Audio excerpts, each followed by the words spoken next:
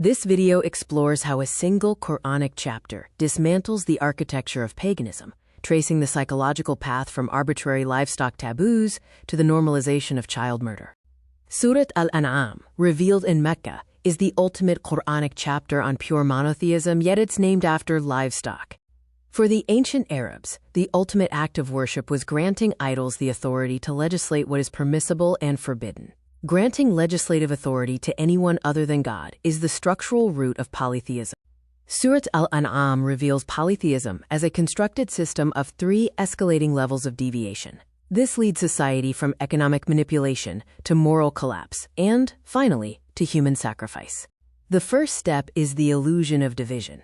Pagans divided their wealth, claiming a portion for God and a portion for their idols. The idol's share was protected, while God's share was siphoned away. Step 2 is the conditioning of superstition.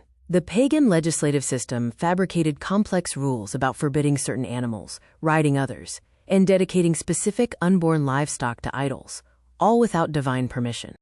Step 3 is the climax of human sacrifice. By making up rules about animals, pagans desensitized themselves to making up rules about human life, normalizing the killing of their children. Surah Al-An'am diagnoses the demonic strategy as a, quote, satanic funnel. Satan uses legislative overreach over mundane things to gradually destroy human nature and plunge society into ruin.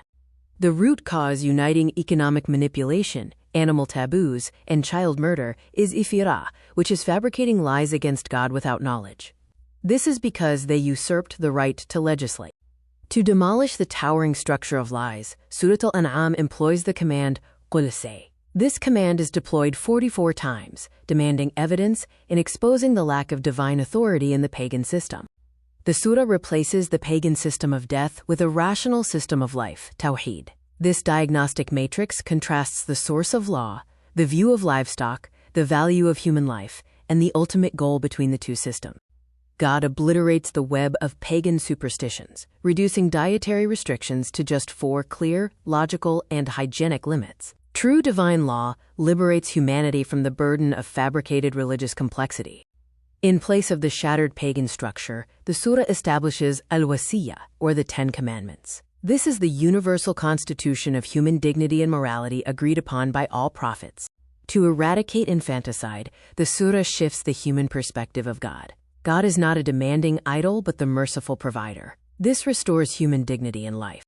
By naming the surah the cattle, the Quran draws attention to the ideological point where humanity surrendered its intellect to superstition. God shatters those beliefs and bans human sacrifice, elevating humans back to the honored stewards of creation.